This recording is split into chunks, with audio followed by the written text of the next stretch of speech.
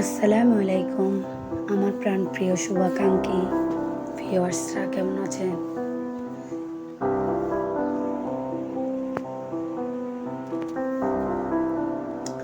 আশা করছি সবাই আল্লাহর রহমত ও বরকত নিয়ে ভালো আছেন।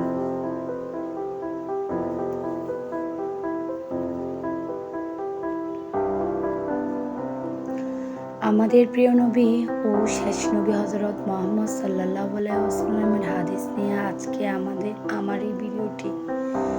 সবাই পাশে থাকবেন। নতুন হলে সাবস্ক্রাইব করে লাইক কমেন্ট শেয়ার করে পাশে থাকবেন। আশা করব ভিডিওটি না টেনে শেষ অবধি দেখবেন। সবাই আমার জন্য দোয়া করবেন। আমার চ্যানেলটি সাবস্ক্রাইব লাইক কমেন্ট করে পাশে থাকবেন। যদি আমার নতুন বন্ধুরা হন আপনারাও সাবস্ক্রাইব করে পাশে থাকবেন। আরও নতুন নতুন ইসলামিক কথা ভিডিও বাবুদের নাম ও অর্থ জানতে আমার চ্যানেলটির সাথে থাকুন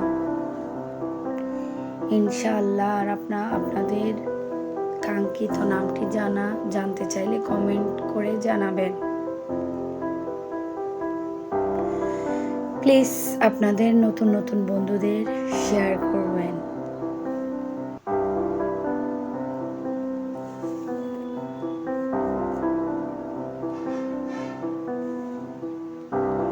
তাই চলুন বন্ধুরা কথা না বাড়িয়ে নবীজির হাদিসগুলো জেনে নেওয়া যাক এবং মুখস্থ করে ফেলবেন সবাই দয়া করে।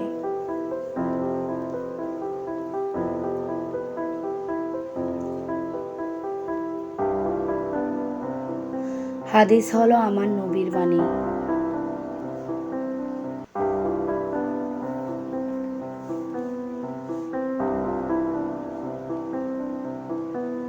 এক নাম্বার হাদিস শরীফ, আহলিস দীনুকা ইয়াকফিকাল আমালুল কলিল। অর্থ হচ্ছে তোমার ঈমানকে কাঠি করো, অল্প আমলই নাজাতের জন্য যথেষ্ট হইবে।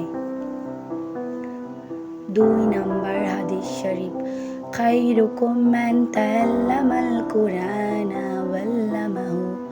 অর্থ তোমাদের মধ্যে সর্বোত্তম ওই ব্যক্তি যে নিজে কোরআন শিখে এবং অপরকে শিক্ষা দেয়। 3 নাম্বার হাদিস শরীফ, তালাবুল ইলমি ফারিদাতুন আলা কুল্লি মুসলিমিন।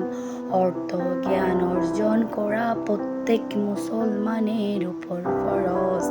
4 নাম্বার হাদিস শরীফ, আত-তাহুরু শাতরুল ঈমান।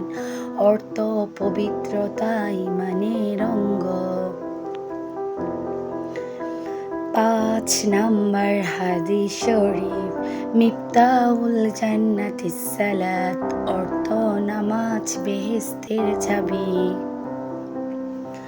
আমার নবীজির এই হাদিসসমূহ আমরা মনে প্রাণে ধারণ করে জীবনটা অতিবাহিত করলে বন্ধুরা চলুন আমরা একজন নবীর উম্মত হয়ে তার সকল হাদিসসমূহ শিক্ষা করে এবং অপরকে জানাই, ছড়িয়ে দিই, সবার কাছে শেয়ার করে। নবীজির হাদিসগুলোর গুরুত্ব ও তাৎপর্য অপরিসীম। ইহকাল ও পরকালে সুখের আশায় নবীজির আদর্শে নিজেদের জীবনকে ইসলামের সঠিক পথে এগিয়ে নিয়ে যাওয়া একজন মুসলমান হিসেবে আমাদের দায়িত্ব ও কর্তব্য। সবাই দোয়া করবেন আর চ্যানেলটি সাবস্ক্রাইব করুন। দেখা হবে আরো একটি নতুন ভাবে। জাযাকাল্লাহ খাইরান।